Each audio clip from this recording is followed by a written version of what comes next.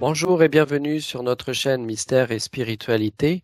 Aujourd'hui, nous allons parler de la multiplication de riz en Espagne, donc un nouveau miracle que nous allons regarder, étudier aujourd'hui. Alors, ce miracle s'est produit le dimanche 25 janvier 1949 à la Casa de Nazareth, siège de l'Institut Saint-Joseph dans la paroisse Santa Maria Magdalena à Olivenza. C'est en Espagne. L'Institut, fondé par le curé Don Luis Zambrano Blanco, accueille en demi-pension une cinquantaine d'enfants de conditions modestes qui reçoivent gratuitement instruction et nourriture. Et chaque dimanche, les repas des pauvres de la localité et des environs sont pris en charge, en fait, grâce à la générosité de d'autres familles, donc des familles de bienfaiteurs. La cuisinière, Leandrea Rebolo Vasquez, en ce jour du 25 janvier 1949, rencontre une problématique. La famille qui est chargée de la nourriture des pauvres ne s'est pas manifestée, ni la veille au soir, ni dans la matinée.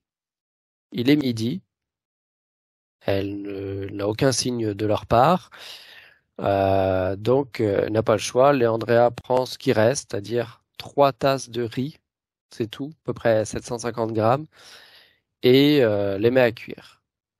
C'était ce qui est prévu comme repas, mais bien sûr, elle devait avoir euh, beaucoup d'autres choses pour accompagner cela. Et elle va les mettre dans une marmite remplie d'eau. Elle va pouvoir y ajouter un morceau de viande et c'est tout ce qu'elle a. Donc c'est sûr qu'elle est très préoccupée puisque ça pourrait convenir juste aux élèves puisque c'était le repas qui était prévu initialement. Mais tous les pauvres qui vont venir pour prendre leur repas ce dimanche-là n'auront rien à manger. Et elle va se tourner vers le bienheureux Juan Macias, qui est un dominicain du XVIIe siècle, natif des environs, envers qui elle a une dévotion particulière.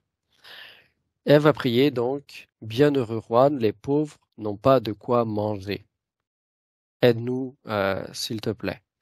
Et pendant que le riz cuit, elle va aller dans la cuisine de la cure pour mettre la table, pour mettre le couvert. Une quinzaine de minutes plus tard, elle revient au fourneau pour vérifier la cuisson du riz et elle a l'impression que dans la marmite, il y a une quantité vraiment plus importante que ce qu'elle y a versé. Elle appelle la mère du curé, qui est la seule personne qui se trouve dans la maison à ce moment-là. Celle-ci, voyant que le récipient est près de déborder, conseille à la cuisinière d'en transvaser le trop-plein dans une autre casserole. Les deux femmes appellent le curé et la directrice de l'institut, et quand ils arrivent accompagnés de d'autres membres de la Casa de Nazareth, la cuisinière est en train de transvaser le contenu de la marmite, sans pour autant qu'en baisse le niveau. Donc c'est comme si le riz semblait jaillir à gros bouillon du fond de la marmite et qu'il ne s'arrête pas. Il est cru et il achève de cuire dans la casserole où il est reversé, puis dans une deuxième casserole. La nouvelle du prodige, bien sûr, va se répandre, notamment dans la localité, et des personnes vont commencer à venir voir de leurs propres yeux que du riz cru jaillit, en fait, du premier récipient, et l'événement va durer pendant 4 heures sans interruption. Ce qui va permettre de distribuer une grande quantité de riz à 59 personnes et aussi une part tout aussi abondante à une centaine de pauvres qui vont attendre à la porte de l'Institut. Et il en reste. Le riz, d'ailleurs, aussi est constaté qu'il est un peu plus épicé, plus savoureux, on dira, plus savoureux que d'habitude. alors que pendant les 4 heures qu'a duré le prodige, il n'y a rien qui a été ajouté dans le riz, si ce n'est le morceau de viande qu'on avait au départ. Et tous les enfants, tous les pauvres, toutes les personnes qui ont goûté, ont l'impression d'avoir mangé un riz, tout ce qu'il y a de plus normal, si ce n'est ce goût qui était particulièrement bon. Donc vers 17 heures, tout le monde est rassasié. Le curé n'a pas quitté un instant les lieux et s'écrie: c'est bon, ça suffit, tout le monde est rassasié. Et le prodige cesse immédiatement. Et c'est cet événement au caractère miraculeux, qui a été reconnu pour la canonisation de Juan Macias.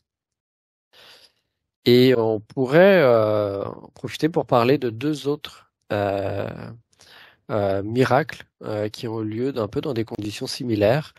Donc de la même façon, ce sont deux miracles qui ont été retenus pour la béatification de Sainte Germaine Cousin, qui est morte en 1601. Ils se produisent au couvent du Bon Pasteur de Bourges au cours de l'hiver 1845 à 1846, alors que la communauté manquait de blé pour nourrir 116 personnes, donc incluant des religieuses et des orphelines. Et après une première multiplication de farine, la pâte de boulange déborde du pétrin. La quantité restante se retrouve supérieure à celle qui avait été utilisée avant la fournée. Et le blé qui est présent dans le grenier présente exactement le même poids après qu'on en ait utilisé pendant 2 semaines pour cuire 2 fournées de 20 pains de 20 livres chacun. Donc c'est à la fois la pâte qui semblait ne pas s'arrêter et le blé en plus dans le grenier qui, même si on l'utilisait, ne cessait pas en termes de quantité, restait la même. Donc ce double miracle va permettre la béatification de Germaine Cousin en 1854. Euh, euh, à savoir aussi que ce miracle s'est produit à la suite d'une neuvaine qui avait été effectuée par les sœurs. Voilà, donc un miracle d'un riz abondant, deux miracles sur le même lieu liés à de la farine et du blé, là aussi en abondance. Donc, si vous avez d'autres histoires semblables à partager, ajoutez-les dans les commentaires, ça nous ferait plaisir d'avoir des informations. On pourrait faire des vidéos, raconter également ces histoires-là dans le cadre de prochaines vidéos de mystère et spiritualité. Merci à vous.